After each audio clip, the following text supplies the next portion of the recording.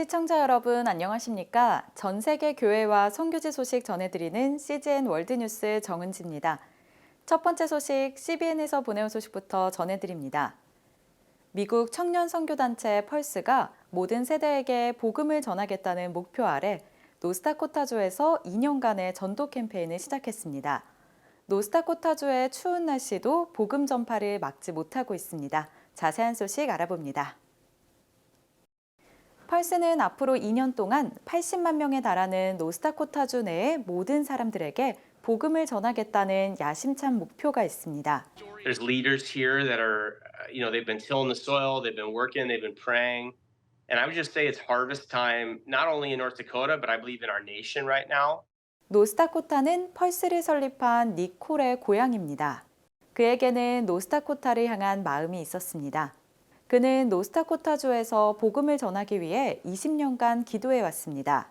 이 사역의 목적은 주 전역의 크고 작은 모든 마을에 젊은 전도자들을 보내서 복음을 전하는 것입니다. Reaching all ages, all demographics, it might not be big for you, but man, it's big for that town. It's big for that individual that comes out. 펄스는 이번 캠페인을 위해 200명의 청년 전도자들을 노스다코타주 곳곳으로 보낼 계획입니다. We want to hit every nursing home, every prison, every juvenile center, every recovery center, and really just sharing the good news of Jesus and hopefully raising up a generation to do the same. 22살의 제시카 산체스는 펄스가 파송한 전도자들 중에 하나입니다. I've never been to North Dakota before, but when I did go, I was really amazed about, people just were coming up to me and they were like, my daughter needs God and I don't know how to reach her, and she's young and she doesn't think that she needs Jesus, but then she looks at, people who are passionate about Jesus. 펄스는 노스다코타의 가족들을 위한 크리스마스 행사인 리즌 투어와 함께 11월에 시작됐습니다. 크리스마스의 진정한 의미를 나누고 인격적으로 반응할 기회를 줍니다. 그리고 그들을 지역 교회와 사역 단체들과 연결합니다. We've been going across. We've seen thousands of people through these events come to know Jesus. Every night on this tour, hundreds are responding. Every night, people are catching a vision for reaching the state. 폴 나이나스 목사는 펄스와 함께 일하고 있습니다. But I also hope it fires up our churches and it brings down some of the walls that may have existed historically as we think about how we relate to each other, and we can just be united in mission. 예수 그리스도를 통한 구원의 좋은 소식으로 노스다코타주에 간다는 사명입니다.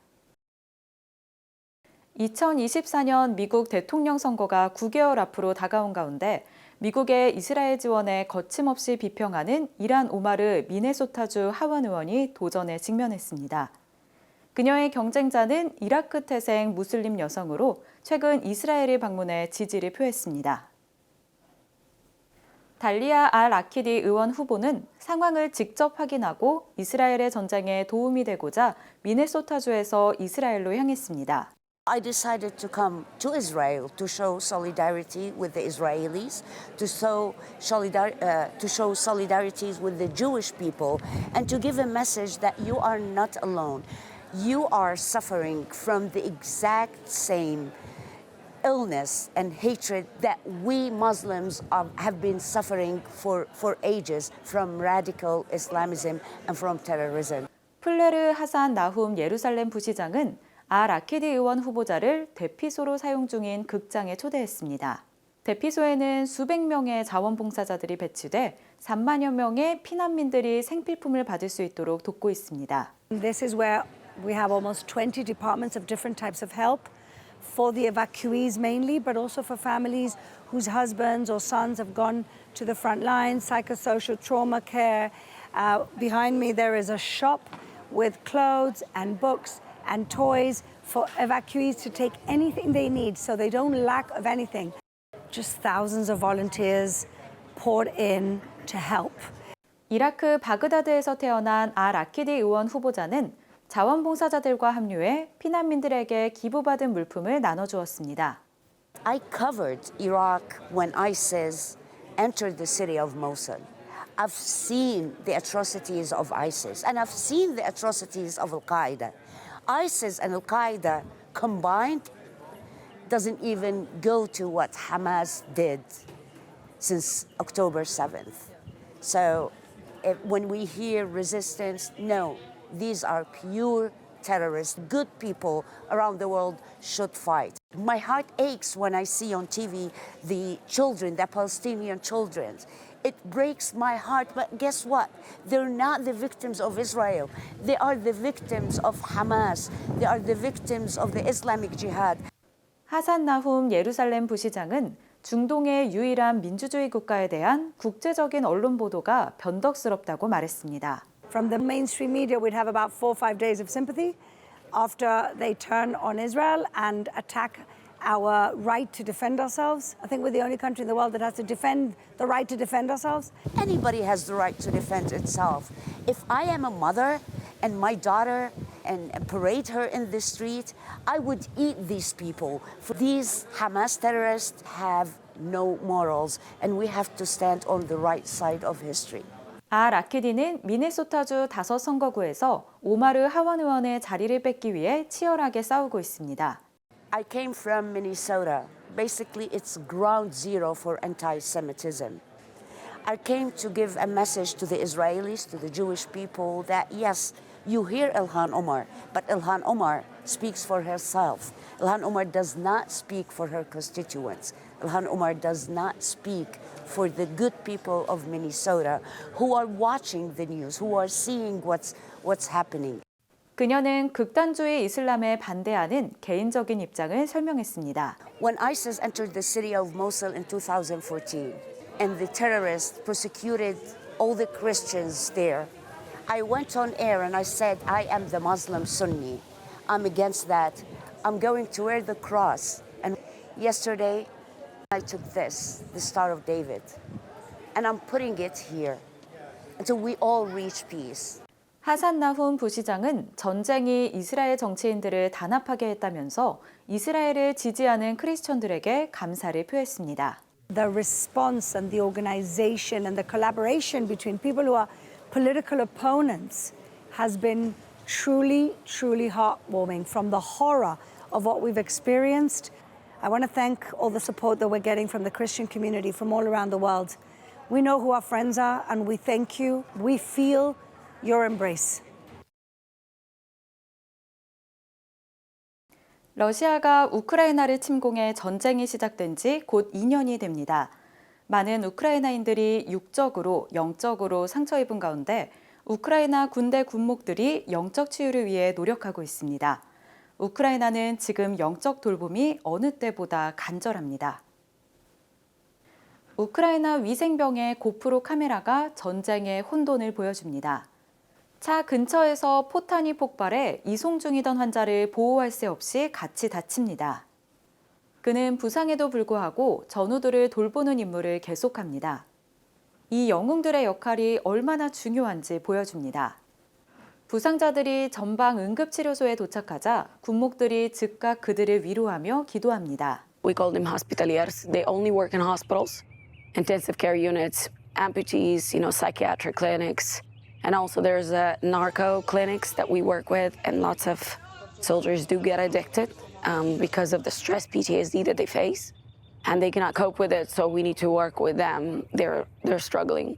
Lots of them lost their families. 위생병들이 육체의 상처는 치료해주지만 정신적 트라우마는 지속됩니다. 의료진이 부족하면 군목들이 군인들과 시민들의 구호와 치료를 도맡습니다. 대다수 군목들이 지역 주민들과 개인적인 친분을 강하게 맺고 있습니다. 그들에게는 어려움을 가중시킬 수 있는 일입니다.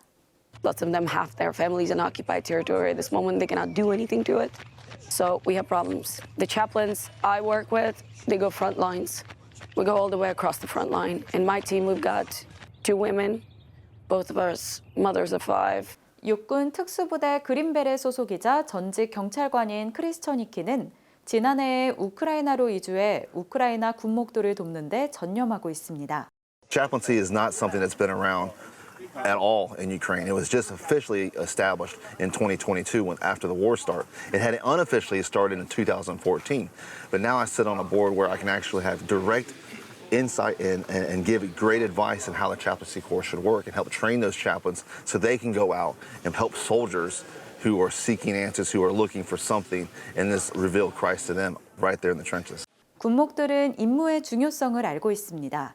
If a soldier is conscious, then we talk to them. We hold their hands. We try to take their attention away from their wounds. Medics like us because they like to work with chaplains because we stabilize them. This mission is so important. It's the person on the ground, Russian or Ukrainian, who are fighting each other, who are dying, and who are needing some sort of help. We want to stand in solidarity, say, hey, we love you, we're here to support you, and to give them something that's everlasting. It's not something that's internal, not something that's going to go away after we leave. What we want to do is we want to preach the pure gospel, just like pray to them, lead them to Jesus, take their hands, and like literally pray and they accept Jesus Christ in their hearts. 전쟁의 공포는 군인들에게만큼이나 군목들에게도 깊은 영향을 끼칩니다. 카테리나는 친구의 사망 소식을 듣고 자신의 감정을 깊이 돌아봅니다. If you ask me to describe what war is, I'd probably use one word to describe it. It's just a waste. It's just a waste of money, resources, waste of lives, waste of where sometimes we run out of strength. There's just a waste of a whole country, and it's absolutely pointless. Absolutely, at the end, nobody wins. 작년 9월 모로코에서 100년 만에 최악의 지진이 발생해 3,000명 이상 사망했습니다. 희생자는 대부분 지진으로 마을 전체가 파괴된 아틀란스 산맥 근처에서 발생했습니다. 지진 피해자들을 돕기 위해 위험을 무릅쓰고 떠난 이들이 있는데요. 오퍼레이션 블레싱 구호팀의 이야기 전해드립니다. 모로코 산악지대에 있는 외딴 마을로 향하는 도로 대다수가 며칠째 통행이 불가능합니다. 기독교 구호단체 오퍼레이션 블레싱의 구호팀은 몇 번이고 멈춘 채 중장비들이 이 길을 치우기를 기다려야 했습니다. 산 비탈에서 언제든지 돌들이 미끄러져 떨어질 위험이 있었습니다. 지진 진앙지에 가까워질수록 피해는 심각했고 수천 명의 사람들이 길가에 텐트를 치고 있었습니다. 마을에 도착해서는 드론 촬영으로 파괴의 정도를 확인했습니다. 오퍼레이션 블레싱 구호팀은 타이어가 펑크나고 여러 차례 멈추기도 했던 5시간의 여정 끝에 마을에 도착했습니다. We're one of the few first one, to arrive here in this couple days that the earthquake happened. So we are very happy that we made it. We made amazing connections here to support these villages that are unreached in this point. And we're bringing vital supplies, food, water, solar lamp. There is no electricity here. We're here because we can show the love of Christ, first of all, as you know. 이곳은 지진으로 파괴되거나 부서진 수천 개의 건물 가운데 하나입니다. 지진이 얼마나 파괴적이었는지 보여줍니다. 이곳에서 오퍼레이션 블레싱 자원봉사자 라치드의 형제가 사망했습니다. 라치드는 형제가 죽은 집을 살펴보았습니다. This is the place where he died and we're really heartbroken. The only thing he left is his sandal. The people here don't have anything. Everything was destroyed. So you see the people gathering and helping each other in these villages. Not only my brother died, but many others died too. 이 마을에서는 임산부를 포함해 47명이 사망했습니다. This is what God puts in our heart, just to go and help these people. And I'm really probably meet with you guys and be working together. It's just a blessing for us to have you here with us. I want to thank Rachid for opening his village, his house, so we can come and help you guys. We are with him and your families in this very difficult time of sadness. I love to be a part of Operation Blessing. This is what God put in my heart to help these people.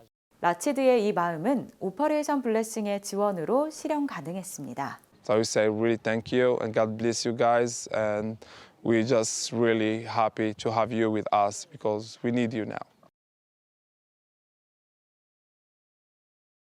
CGN 월드뉴스는 새로운 시대에 변치 않는 복음을 전하며 세상에 바로 서고자 하는 그리스도인들의 눈이 되겠습니다. 시청해 주셔서 감사드립니다.